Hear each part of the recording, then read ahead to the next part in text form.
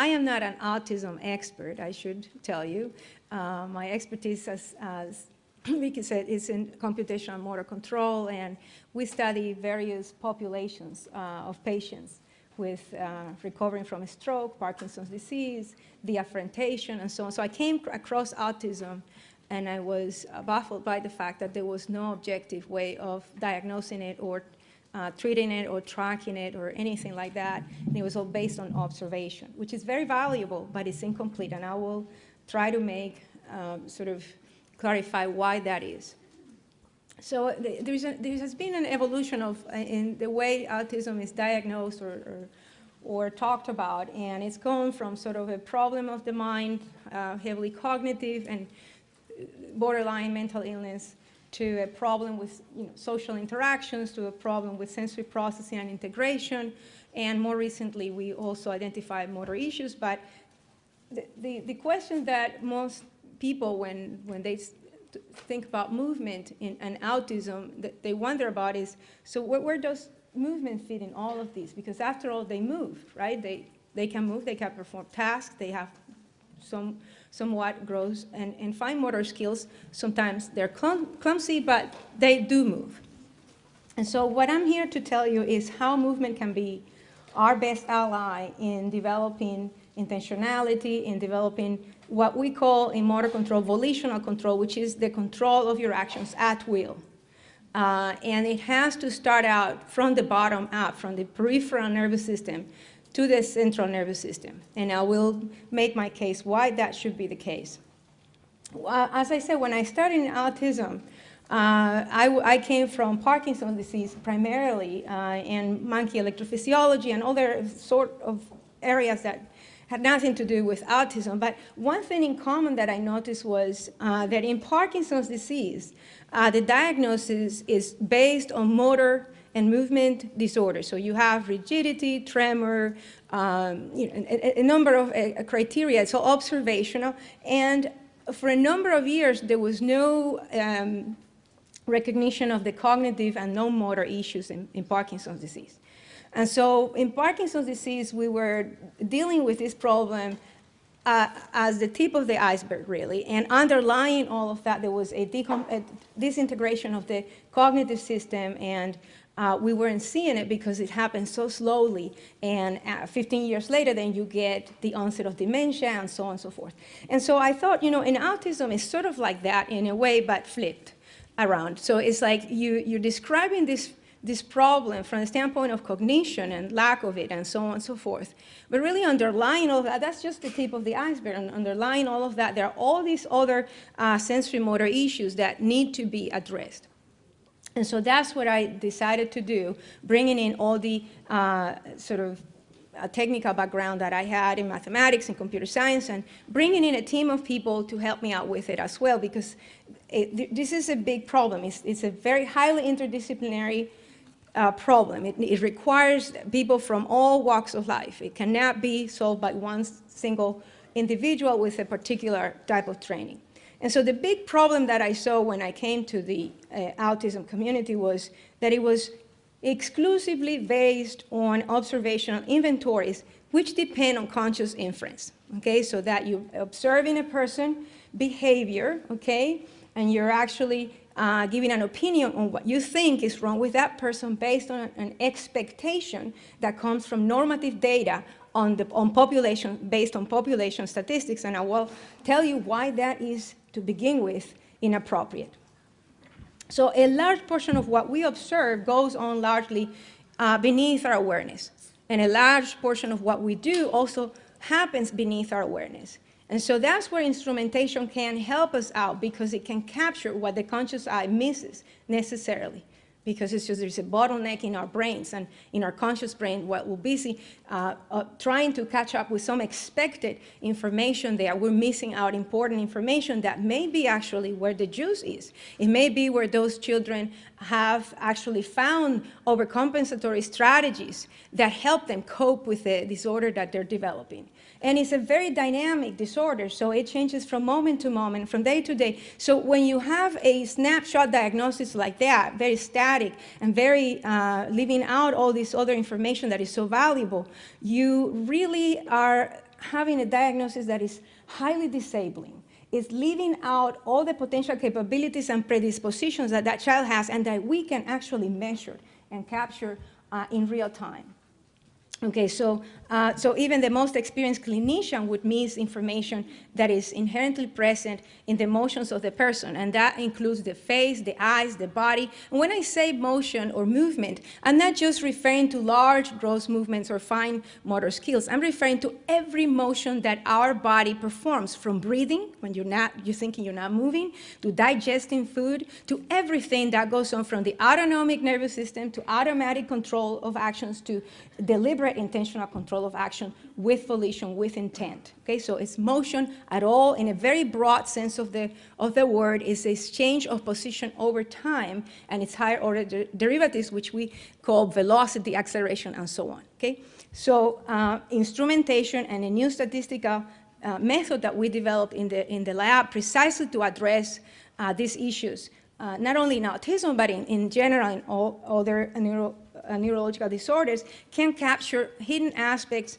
of the behavior. And so in that sense, movement can be our best ally, because we can, with commercially available technology today, wearable sensing technology, we can actually track it in real time. We can then close the feedback loops with other types of sensory modalities and steer the system in the proper direction. But we're not just doing this blindly, okay? Because if you think about it, what behavioral therapists have been doing all these years is precisely banking on the plasticity of the nervous system and on feedback that they get on what the child is doing. However, they have been doing it based on observation as well. So you have a score sheet and you, by hand, you evaluate what you think that child did, or what consequence of what you instructed that child to do had on that child's nervous system.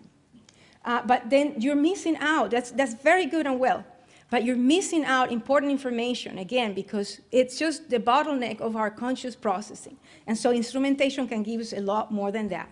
Okay, so we identified first and foremost a critical need, and the critical need was to complement those valuable observational inventories, that very valuable experience of the clinician with objective methodology that we have at our disposal today. Okay, and so we can then address issues of movement and issues of cognition as the person develops and reaches its peak creativity, its peak cognitive capabilities, and as it naturally declines with aging and so on. And so we wanted to have a systemic approach to this problem. So instead of just focusing on the central nervous system, that is the brain, the cortex, the subcortical regions, and the spinal cord, we wanted to actually, and the control of the brain, by the central nervous system of the body and of all the processes that go on within the body, we wanted to actually bring in the very important and complex peripheral nervous system. The peripheral nervous system is the most plastic part of the nervous system that we have. So even when you amputate a limb, there is nerve regeneration that we are now in our computational neuroscience field utilizing to control smart prosthesis, for example, or to implant electrodes in the brain and then control external devices like robotic arms, or to control cursors on the screen with EEG non-invasively, and so on and so forth. So it's like this closed loop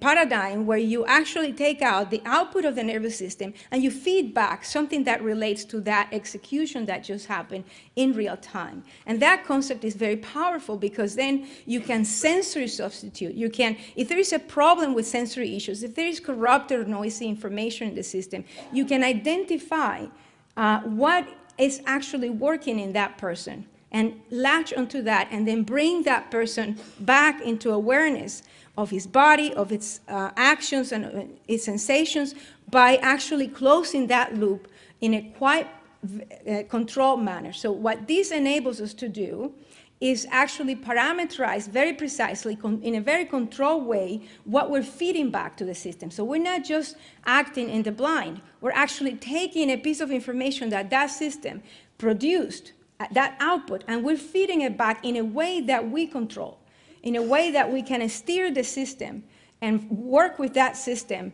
in real time. Okay, so that concept is very powerful, and I have to tell you, I am not the inventor of this concept. This has been around for a long, long time in developmental literature.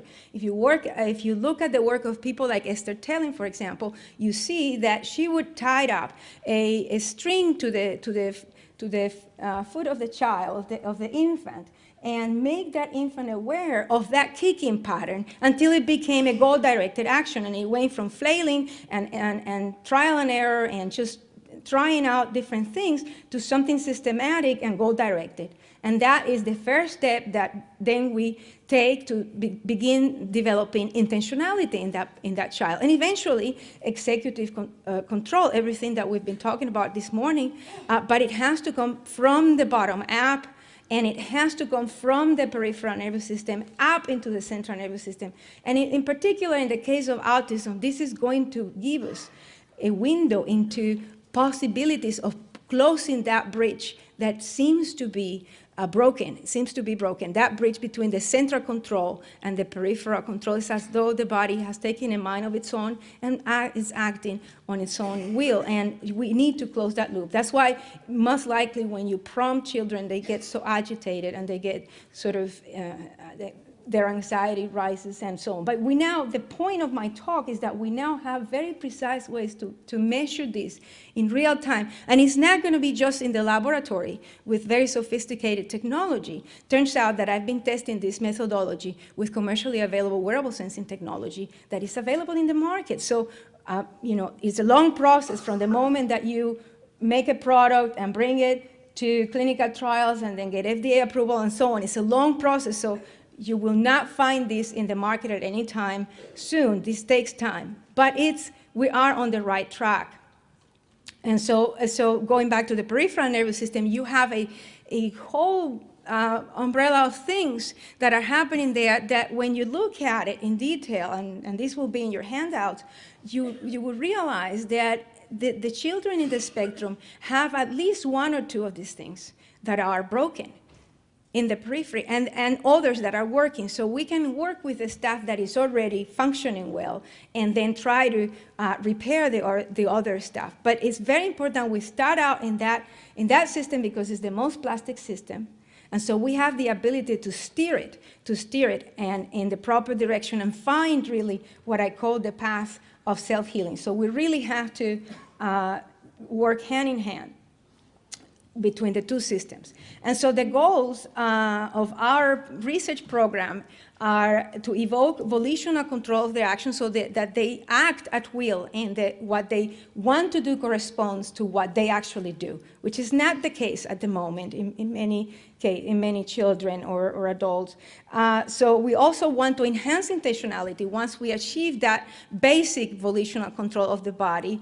And then we want to do this in a truly personalized way where we track what's going on in relation to the actual individual, not in relation to a normative data that comes from the population. So we want to really establish that bridge between this peripheral nervous system and the central nervous system because the PNS, the peripheral nervous system, is very plastic because we can access the signal and noise flow of information that continuously flows through movement. So those behaviors that the clinicians are observing and are making their diagnosis based on are made up of movements of different kinds. But we're only tuning into those intentional deliberate movements that we consciously can relate to.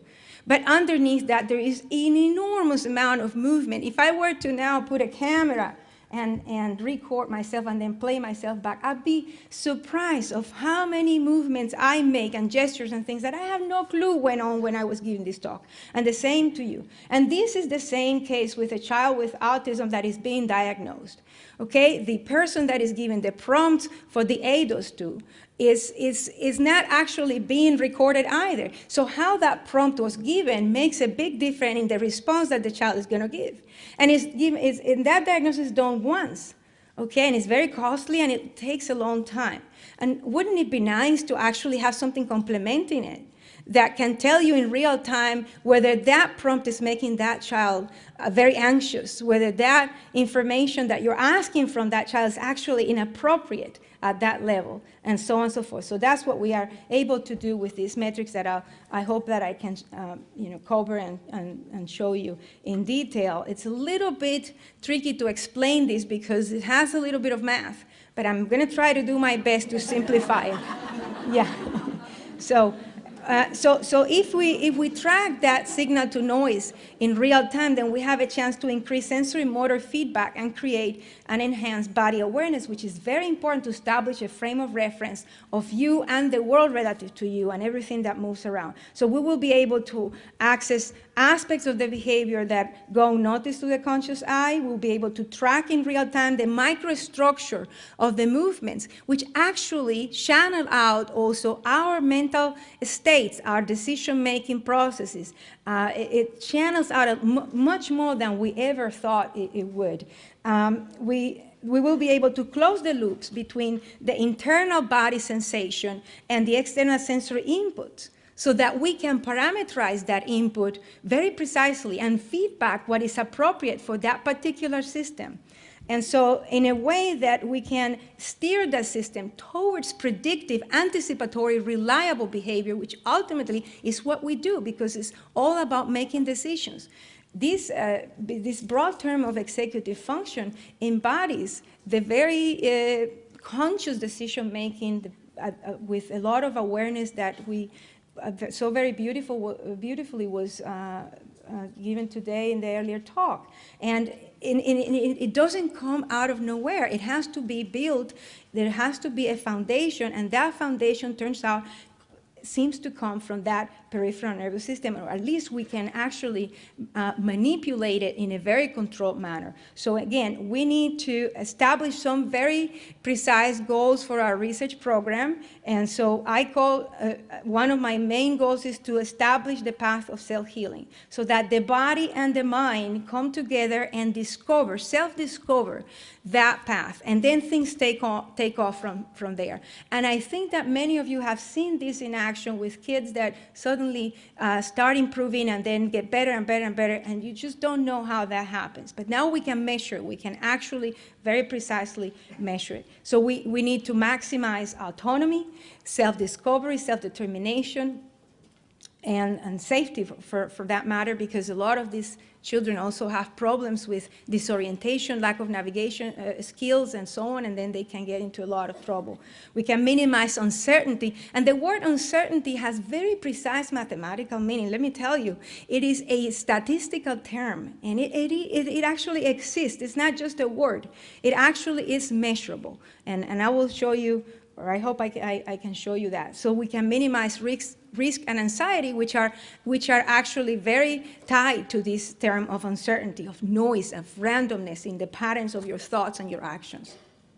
So we can include the person's capabilities, predispositions, and preferences, much like we have seen the Celebrate the Children's School does, and the program, the Perfectum philosophy does. I mean, I'm so happy that I came across this organization and these people, because it's just like hand in hand. It was like a match made in heaven. And when I went and visited the CDC, I was like, oh my God, you created heaven for these kids. Finally, somebody actually had the common sense to actually do something that goes with those capabilities and those predispositions that are there. And so we can then use that peripheral nervous system plasticity to bridge it to the central nervous system, establish that volitional control that then leads to the CNS leading with intent and doing deliberate acts that actually make sense. Okay, so then I need to introduce some concepts necessary to understand our new methods, and they have to do with the movement physiology and the statistical properties of the movement. So as I said, one of the problems that we identify in autism was that movement is treated as a central efferent flow coming from the central nervous system out into the periphery. And so for those of you who do not know the sort of neuroanatomy and functionality of our nervous system, in the periphery we have motor nerves, okay, and we have, so those are efferent nerves, and we have afferent nerves. Those are sensory nerves that bring back the information that we cause with our actions, okay? So those work hand in hand in closed loop, and it's very important that we keep this in mind because we've been ignoring that part. And so we have the central efferent flow, and then we have the afferent flow that comes back. Now, the trick for the nervous system is to keep a step ahead of the game, and that's literally the case. We are constantly a step into the future, at least a fraction of a second into the future. And the reason for that is that we have inherent delays in the transmission and the transduction of the sensory signal all over the system. And the system operates at different time scales. So the visual domain, maybe you're in the 100 millisecond time scale, but then if you move to the auditory domain, you're in the microsecond time scale. So you're an entire order of magnitude below that in terms of it's faster, and so on and so forth. So each system has a different time scale, and all of that information has to be integrated. And when this fails, the system is in trouble because it's like you're experiencing the physical world shifted. And then on top of that, you have to integrate it with movement, which is in and of itself a form of sensory input. And this is the critical point of my talk. Movement is sensory. Movement is not just movement. It's a form of sensory input that comes back through those mechanoreceptors, through those nociceptors, through those thermoreceptors that live throughout the body and feed back to the brain. And if that is broken, the brain is not getting it. And so you do not have central control. You cannot possibly develop proper central control of your body. The body is going to overcompensate because we have very primitive, very old, evolutionarily speaking, phylogenetically older organs in the periphery and in the subcortical structures. It's going to take over. And if it takes over, then you have a different type of intelligence that we are not totally familiar with, maybe very unfamiliar with. Okay? And so we're looking for a different type of intelligence. We're looking for the deliberate, for the conscious, for the intentional type of intelligence. That's what we're looking for. You're not going to find it when that bridge is broken. Okay? Because that system is a coping system, it's going to overcompensate, it's going to evolve in different ways, and that's what we need to discover. What way did that system take? Okay? So we're going to use the continuous flow of movement as a form of internal sensory feedback to learn how we can steer the system and guide it appropriately. And now this concept of motor is called kinesthetic reafference or motor reafference, was brought up by von Holst in 1950. It's a very old concept. We've been using it in my field in the realm, under the realm of internal models.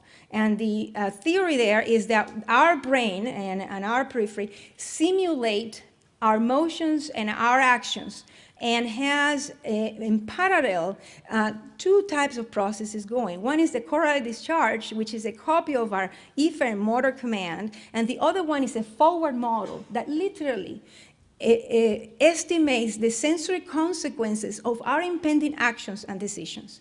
And when one of these two loops are broken, you're in trouble. You're in tremendous trouble. Now, one of the things that we know, and there's plenty of research about it, is that we cannot tickle ourselves because we have this efferent copy that goes on, and we know it's me. So that, but if you just think about that, if you actually so that's our choroidal discharge acting up. Now, if that is broken, then the simple that we take for granted, the simple ability to know this is me moving versus this is not me, is gone. Okay? That's a fundamental ability that we take for granted, and yet is there. Again, the forward command, anticipating the sensory consequences of your actions. Very important to live a step ahead, because your system is busy processing, transducing of that information, of that energy of different forms into another form of energy to travel across the system. You don't have that forward command sort of compensating for those delays.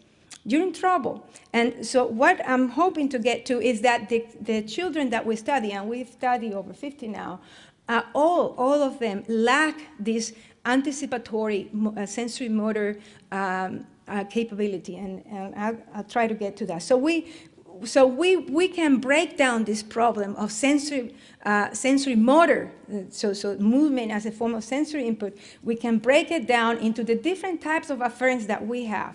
So the mechanoreceptors, the nociceptors, and the thermoreceptors. And many of you in the audience know that a lot of our children don't feel pain appropriately, that a lot of our children don't feel temperature appropriately, that there is a dysregulation in these domains. And the movement, which is a continuous flow, is also problematic, and that's what I'm going to tell you about today. Okay, so there is a phylogenetic or evolutionary order that we have to pay attention to.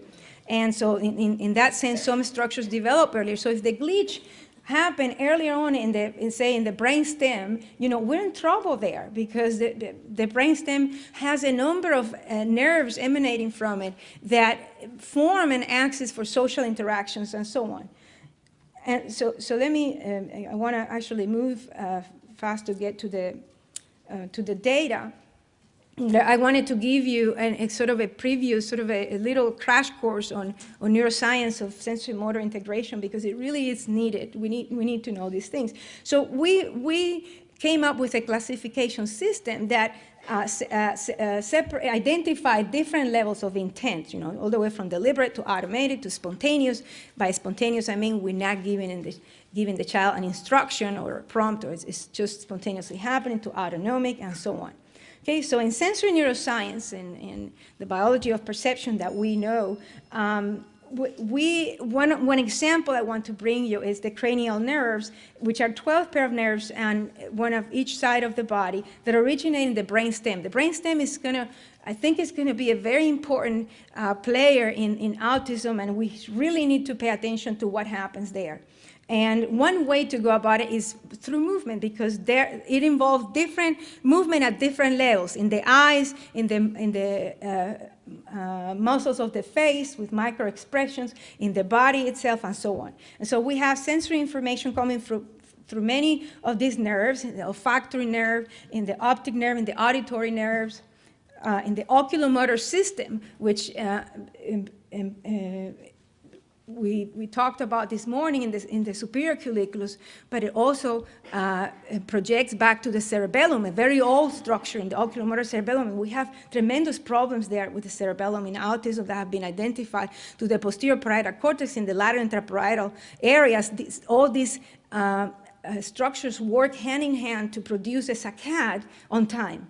Okay, and to shift the saccade on time and to do a smooth pursuit and so on. So eye movement is fundamental for social interactions. And so you have all these nerves in the orofacial structures that are really critical and that most likely are impaired in these children. And we need to understand that those structures very early on, and it's going to be our window into problems with neurodevelopmental disorders very early on. The moment these children are born, we will be able to measure those motions, swallowing, okay, disruptions in swallowing, in facial muscles, in eye movement. These are this is where we can catch these problems very early on, because they are the survival part of the system that develop way before the cortex matures and all these deliberate actions and control mature. This is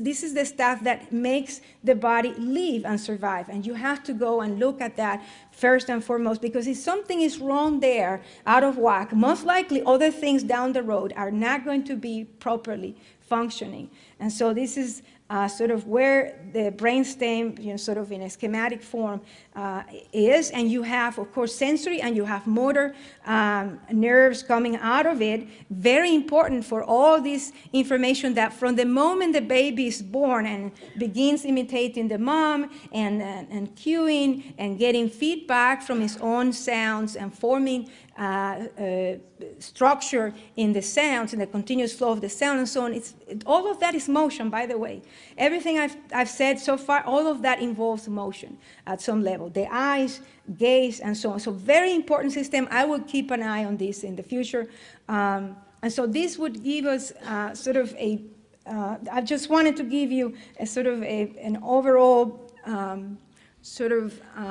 crash course in these issues in neuroscience, and the fact that then through the body, through the peripheral nervous system, we have all this information flowing through both conscious channels that go through thalamocortical pathways and through unconscious, very old channels that go through cerebral tracts, and they give you information. They give us information about the body. So they give you this awareness of, this is me in here and now, the body in a space and time. And some of it is it's brought up to awareness and is conscious for us, and some of it is not. We don't even know that we're sensing that, but it's there contributing as well.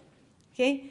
And so the second problem, so I just identify a set of problems in the autism literature of things that are being ignored and things in the way that the movement domain is being treated as this efferent sort of command type deal.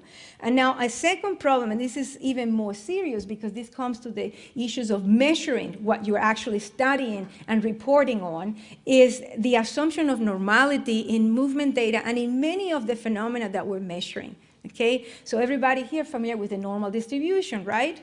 The Gaussian distribution is a theoretical distribution that has two parameters, the mean and the variance.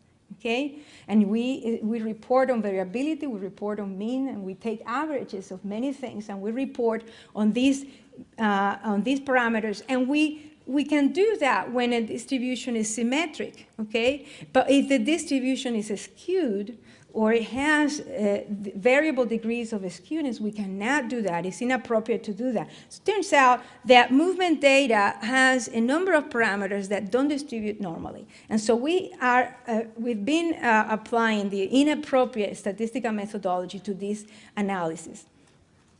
And so I'm showing here these red lines that you see there are trajectories of the hand going to a target repeatedly. And below that is sort of what the speed profile of that looks like. It's like we speed up and then reach a maximum and then slow down and stop. Okay, and so we measure the spread. We talk about the spread of those points that are of interest. So for example, the point where your hand is maximally speeding up, right? So we're along that path. And we use this movement a lot for pointing, to communicate things that we want, for manipulating objects. Okay, so there is this phase that ends up at a target. And then there is another phase that relaxes and sort of is sort of spontaneous. And so what I'm pointing out to the community is that we're actually not in this regime when we start out. We're actually more in this regime, which is different, statistically, fundamentally different. And we need to then see how we evolve from that to that. And this here is a more predictive, anticipatory sort of expectation than this. This requires some additional estimation process that I'm hoping to get to. But right, so our idea is that kinesthetic reafference gives rise to a stable percept. So that taking movement as a form of sensory input will eventually give rise to a stable percept that the brain comes to identify and the body comes to work hand in hand with the brain, and then you can establish anchors in the world. You can then say, this is me, this is not me, these are things moving relative to me, and these are things moving relative to themselves, to each other, because I'm here and I can see that from this particular frame of reference. If that frame of reference is unstable and doesn't exist, then you're in trouble, because you cannot establish an anchor, and you will try to establish that anchor at all costs. Okay, so then we provide this stable percept provide a natural frame of reference to integrate other form of sensory inputs, because you have to, after you're a good system processing all that external sensory information, you have to integrate that with the sensory information that is flowing internally through your body. And that sensory information comes from the continuous flow of movement, from the continuous sensing of pain and temperature receptors that are giving you information about visceral state of your internal, sort of your internal states and so on. And so we came up with this micro-movement perspective, which combines the efferent motor command and measures the output, the motor output variability and the micro statistics of that, with the afferent information that comes through that movement itself. So as you move around and your mechanoreceptors, your joint receptors, your muscle spindles, everything in your body that is measuring, constantly tracking all that information and feeding it back to the brain. Okay? Okay? So now we have to implement the idea, so it's just an idea. And so the first thing that we did was to establish sort of a division of labor in terms of functionality, and we then established a correspondence between that and different statistical distributions, different probability distributions that give you statistical regimes, statistical signatures of your system, and we found out that they are non-stationary, meaning they change from moment to moment. So we needed to track that. We needed to develop a way to tracking that. Now, one of the ways that we came across later on, after we implemented our ideas with sophisticated sensor technology in the lab, was to actually use commercially available technology. And one of the things that comes in your cell phone is an accelerometer that actually measures motion. And you can then harness that information from moment to moment and track, how your body is actually moving. You will see a lot in the news, and actually I think the New York Times had last week a whole article in the science section about all those smart bracelets that people are wearing and so on and so forth. So they have accelerometers. Now, one thing that we identified, one problem we identified with those sensory wearable sensing technology is that they are computing the statistics of that signal with respect to the population statistics. So that Gaussian distribution that I just was talking about, that assumption, underlying assumption that there is this population statistics and there's an expected value that you want to have, everything is computed relative to that. So it's not really measuring your performance, your unique performance, your unique signatures and their rate of change. So don't be fooled by those things. But they will change. I mean, they are on it already. The New York Times, they identify, so they say, well, these accelerometers, if you eat from a bag of chips, it's the same as if you're typing in your computer. So that, yeah, so it's like, yeah. Right, so, or riding your bike, because you're not moving and it's in the wrist, so you're not moving too much. You're riding your bike, burning calories, and yet it's not measuring much motion. So the way that we look at it is different, because we look at the microstructure of the changes that go on in real time, and not to identify what kind of movements you're performing, but rather what kind of noise is in the movements that you're performing overall. So it's a different type of question, and we can then take accelerometry data, for example, right here, collected at 200 hertz, for example, and any accelerometer they're cheap, they're so cheap. This is the thing to actually measure this with. Although we started with very sophisticated sensors. And then we can just take a little slice of that, and actually those dots that you see there, they're identifying different levels of intent. So this is what we call a ballistic segment to a target. So somewhere actually got it to a target. A jitter at the endpoint of the target, because when you get there, there's actually a little bit of jitter that is not perceived by your eyes. And it's there, so we can get that. And then there is the bounce back, spontaneously. You didn't know that you actually did it. It's like totally beneath your awareness. And then there is also jitter at rest, when you're there, sort of there, not doing nothing, anything. And all of that turns out carry an enormous amount of information. This is velocity instead of acceleration, but same deal. We can extract signatures of intentionality in real time. Okay, automatically. I don't have to go there and hand code, saying, oh, yeah, I think that he did this here, or maybe this is all coming from the body. It's a readout of our internal somatosensation. It's what it is. It's a physiological metric. And now our internal somatosensation will change as a function of just about anything. You turn off the light and it's going to change. You give me some drug and it's going to change. You instruct me to make a decision, and it's going to change. And so we capture that in real time. And guess what? The rate at which this change occurs is unique to you. It's like a fingerprint of you. And what does this give me?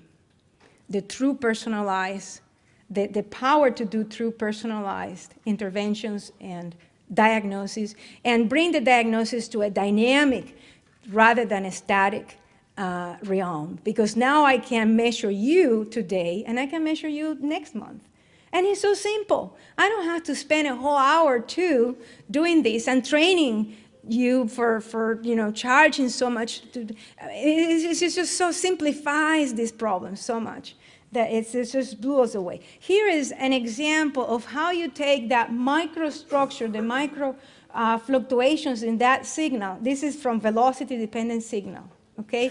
From a child that is nonverbal, and this is just doing pointing motions to a screen, forward and back. And so the red is going forward, and the blue is bouncing back without even knowing that it's doing that. And each dot is a little jitter. It's a little part of the jitter, little sort of peak in the jitter. So the jitter goes like this, right? So this here, and this is done for targets of different sizes, small, medium, large, or something. The black dots are the peak, where they go, when they go forward, there is a peak in the velocity where they maximally speed, and then they slow down. Okay, so, and this is like the average sort of speed. So this is a nonverbal child. This is a verbal child, and immediately you see that you start seeing slightly faster movements and actually more structure. When you go to an Asperger child, then you see much more structure, and this is a college level. So just blindly, you just look at these micro movements, and it tells you right away. It's just a way to visualize what's going on. So we can do better than this. It's just a visualization aid. But then we go and we look at many different metrics of this, and then we realize, oh my God, there is so much noise. All this dancing, each one of these is a dot, and it means there is a lot of effort in what you're doing. There's a lot of effort, and that comes from a lot of mental effort as well. These are not automatic movements by far. This is somebody really having a hard time trying to control their body. And there's so much randomness and so much noise there. Here's a person that has a structure, and when we look at the statistical signatures of that, it tells us, yes, it's predictive, it's anticipatory, it's reliable. There is very little uncertainty on what that person is going to do next. That body and that brain are working hand in hand and are working ahead of the time. This body and this brain are broken, their bridge is broken, and they're living in the here and now, literally. There is no prediction there. This is the here and now, trying to actually survive, trying to actually accomplish something that for us is just so simple. I'm gonna spare you these metrics, but it's actually also just another way to measure this. To quantify it. So here's what a typical typical frequency histogram of the velocity, of the peak velocity, that point of maximum velocity, looks in a typical child. And the same age, same child. Now, I mean, the same child now with autism has a very, very different probability distribution. Now, this distribution here, in probability theory, is the most random distribution. This is the exponential distribution. And what it means for a random process is that what you have now, the information that you have now, doesn't tell you anything about the future information that you have immediately, or the information that you just had in the past doesn't contribute anything more information for what you are doing now. It's completely random. That means that it's the here and now. It's the moment to moment. Every moment is new. You're experiencing the world in new all the time. This information here, in the typical case, is not like that. It's a prediction. It's an expected value. So you already did that, done that, been there, done that. It's like you know what's coming, okay? So you have the luxury to live into the future a little bit, okay? So this is autism. Now that signature we found in absolutely all the children and adolescents that we studied, all the way from 3 years old to 25 years of age. So I've been neglecting to tell you the steps. So this is the second. The first one was to measure with all that accelerometry, so you get the raw data. The second step is to actually plot the frequency histograms to identify the best probability distribution that actually fits this random process, or best describes it. The third is to estimate the actual probability distribution, and we found that there is a whole family called the gamma distribution. It's a continuous family that gives you all the range from autism or very random to just typical person, somebody who developed typically and can predict and so on. The fourth step is to actually estimate those parameters. So as opposed to assuming a theoretical Gaussian distribution where you just take an average, by adding everything up and divided by the number of items and computing the standard deviation from that. So that you can do because there is a formula that holds when that distribution is symmetric. But here, that's not the case. We have to estimate what the mean and what the variance of that probability distribution is, of that random process is, and we have to do that. So when you do that, and as you can tell from the previous figure with the frequency distributions, the person with autism lies in a very different place than the typical control. And what this means is that when you're doing a significance hypothesis testing, you're doing the wrong thing. Very bad. Because you're assuming a homogeneous variance. And you're assuming this theoretical Gaussian distribution, this normality in your data.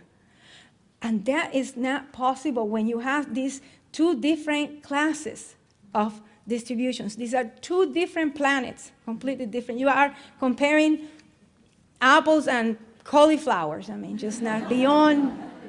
Okay, so this is really, really, really troublesome. But then once you identify these parameters and you estimate them with proper confidence intervals, they change within the time scale of a clinical visit, for example. So 15, 20 minutes, you take measurements, and these movements that we're talking about are on the order of 500, 600 milliseconds. So in 15 minutes, do the math. You know, you can gather a lot of information, and after 1,000 of these measurements, you can do a very robust estimate of what's going on. And so we did it here for an experimental session and measured the two. These are just for simplicity. I'm giving you two cases. And what you build is what we call stochastic trajectory. The variability that I'm talking about has signatures, has stochastic signatures. And that just means, the word is fancy, but it just means variability and their statistical properties. And they shift. Now, it's important to know that a shift to the right is towards the Gaussian distribution, which is actually predictive. So you're building that desirable expected value when you can take an average. And that's what we've been doing all this time. It's not entirely incorrect, but you don't get there for free. There is a progression there, okay? And so you build towards that. And so in going up here is bad. It's very high noise in your system. Going down is good. It's reliable. You're reducing the noise. So we have very, very precise ways of telling when the system is going down south and when it's improving in real time. So here I tell you, okay, this child made a jump towards the predictive anticipatory regime and went down in the value of the scale parameter. These are called the shape and the scale parameters of the gamma distribution. And so it tells you when that was a reduction in the noise and when there was an increase in the predictability of the system. So that system is now predicting better. It's making decisions that are faster and that are more accurate. And this is all something we're measuring in tandem with the movement, because behind these movements, there was a task. There was a task that was actually had to be resolved that involved decision making, a match to sample task, okay? And so this child here actually improved quite a bit because the noise was reduced along the scale component, so he ended up having very much lower noise than he started from. And it also had a shift towards the right. It wasn't as big as the typical developing child, but it was a shift nonetheless. And we realized then, okay, there is plasticity in their peripheral nervous system. It's also malleable, and we can steer in the proper direction because guess what? We know what that direction has to be. Down and to the right. And so now we're going to give it information and sensory stimulation and all kinds of things that bring those patterns down and to the right. And anything that goes up or towards the left is bad. It's not doing the job that we want to do. And so we have a way to identify sensory preferences, context preferences in real time, okay? And now, with the fact that we have developed this technology now to be paired with wearable sensing technology that is commercially available, I'm just waiting for licensing, because if I can license these and get this into a marketable product, we're in business, I promise you that, because this is usable by sports people, by professional athletes, by performance artists. I'm already testing those because that's where the money is. And then those those resources we can then bring into autism, okay? And then actually do something at very low cost or free and disseminate this and actually start transforming this field for real, because we can do it. I mean, this is now doable. We have it. It's just a matter of investing and networking and going crazy. And my life is totally crazy. I give, 3 times a week, 3 talks and whatever. So I only have like 10 minutes or something, right? So this is a very simple task. So I just gave you like the methodology and a crash course on some of the sensory motor neuroscience. A simple task with touchscreens. This you can do with an iPad, and the ticket is that when you touch, that's the end of your deliberate movement, and when you bounce back from that, you didn't instruct the child to do that, and that happens in any point in behavior and so on. So this is what we call open loop. We haven't actually given the child, we have the child solve this match to sample task where the decision needs to be made and so on. He has to learn, and so there is a learning process. He's taught how to perform the task, so he's not doing that by himself there. He's being actually guided, and there is a reward after that, and this is an external reward. And this was at a school where in Douglas Developmental Disability Center, where they practice. They're an ABA school. And right there I realized there's something fundamentally missing here with this type of therapy. And the kids can do this task and so on. And they actually eventually start doing it. So let me stop this one. But this is now the child doing it on his own. And he can resolve this task, and he's very good, very high accuracy and reaction time and latencies and so on. And all these are sensors that we're in real time recording, and we're tracking in real time objectively with all these metrics that I just showed you, whether his movements are becoming more predictive and reliable, or whether they're going more random and noisy and so on. So very nice, and I think we were able to do this easier because they were already regulated with these therapies and so on. And so this is what you get, and in terms of when they move in and so on around, this is kind of sort of trajectories that you get. You can automatically parse out what's intended goal directed versus what is not following a goal. We can manipulate the cognitive content complexity all the way from just a sensory discrimination task of a color or to more complicated geometric shapes that are ambiguous, to mental rotation, to stuff that requires make a rotation and so on. We can track all these. Let me move forward because this is essentially the typical kids and the evolution from 3 years of age to all the way to college. And in between, around here is about 4 years of age, and there is a sharp transition that brings them from exponential distribution, which is random and noisy, to something predictable. And so this is in the typical development. This is sort of the 3 years old, and immediately you see that transition once they are past 4.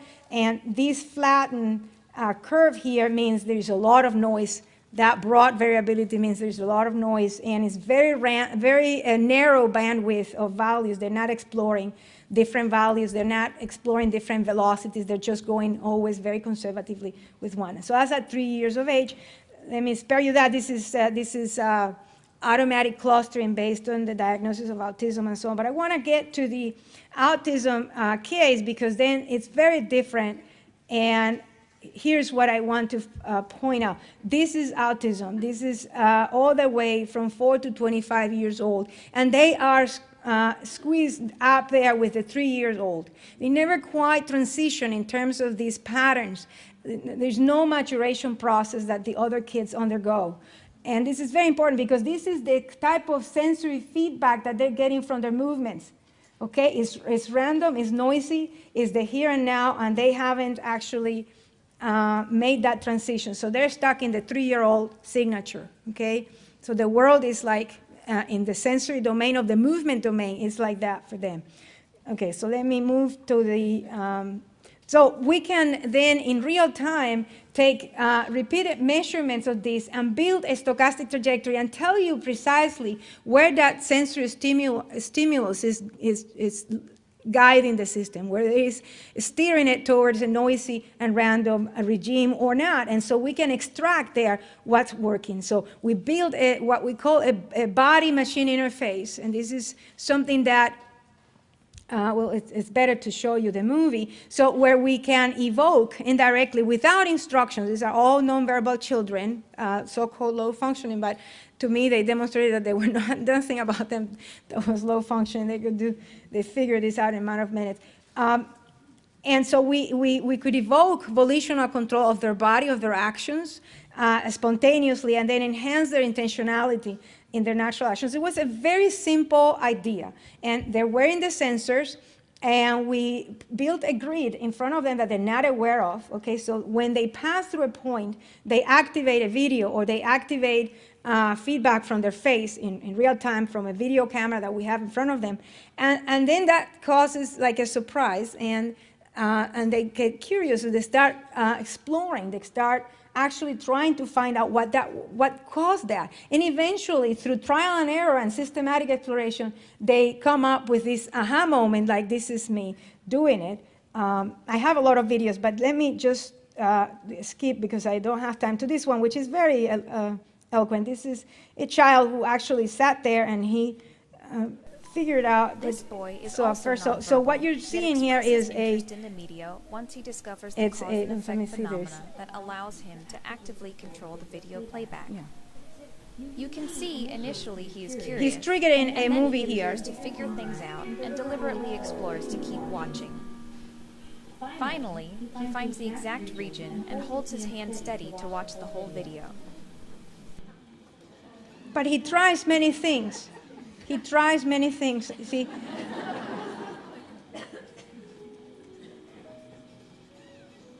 We couldn't give him any instructions, so we had to evoke all of these. And so, with this form of sensory motor substitution, we have connected his action to his intention. Great, so I have many, we tested in 25 children. The critical thing was that we started out, these children were receiving ABA therapy. Lovely crew in that school. I can only tell you positive things about them. But this idea of giving them this external reward only and prompting them and pairing that, it is, does everybody know where this comes from, the behavioral? This is animal conditioning, okay? No, literally, this is what it comes from in psychology. And it was a field that emerged in response to other issues, and it was good at its time. You know, it had its time, and it was a good thing to have at the time. But then they lost track somewhere in there that human beings are not like that. That they need to have this kind of self-determination, that they need to have this kind of intrinsic reward, this kind of information that comes from within that motivates them and so on. You also need to be guided and prompted, but that comes later. You know, initially it's an exploratory phase that you need to self-discover like this kid did. I mean, this was what we were seeing with these 25 children that we tested, and they were all nonverbal and with different degrees of functionality. Some of them were really very dysregulated and so on. And this got them interested. But we were standing in the back, hiding, and we could not believe our eyes. I mean, it was just one after another, a matter of minutes. And guess what? We came back 5 weeks later, and they never in those 5 weeks practiced this. And what do you think happened? They were better. They could do it, and they were better. And then we measured their improvements. These are their improvements. And they were big steps in predictability and reliability, and big changes. And we did it in typical controls as well. And the only difference there was that they were verbalizing. They were telling us, hey, if I move here, I make this happen. You know, and very fast. They were not exploring as much as the children with autism, but they both could do it. And now we're pairing this with entire body and a screen where they kind of interact, sort of like the we idea. But the difference here, the fundamental difference here is that we have now the capability of tracking this in real time, and then taking the output and parameterizing it very precisely to feed back something that we know works. So now any of you who have this intuition, and you know, particularly the parents, they are the ones, they have PhDs on their kids. I mean, they're the ones who know this is going to work. This is what they like. This is what is going to open a window into getting the system working on its own. Then imagine all the things you can do with this, and wearable sensing technology that is commercially available. So I'm going to stop there. Do I have more time? Yeah. No. Like how much?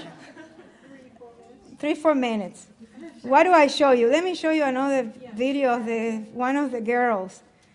This was our very first girl. We actually, I tell you, we were in the room and we all cried. I mean, this was a girl that is totally, and so this was our first. Let me see if there is. That's right. There you go.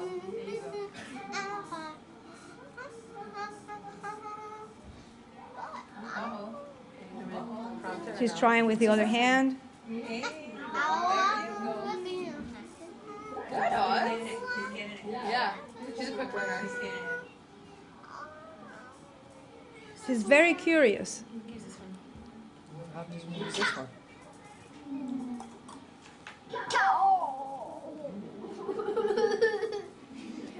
So we try videos, and we try videos of themselves, and a lot of them like to see themselves and try things out. So you can do a lot with this. Now we're experimenting with avatars. Avatars are very sophisticated now in computer science. You can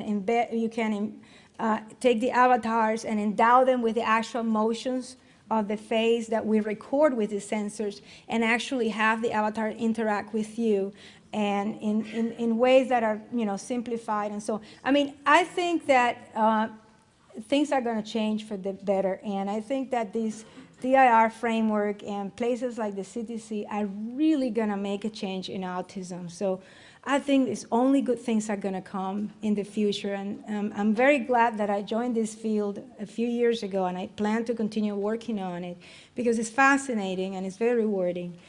So thank you very much for your attention.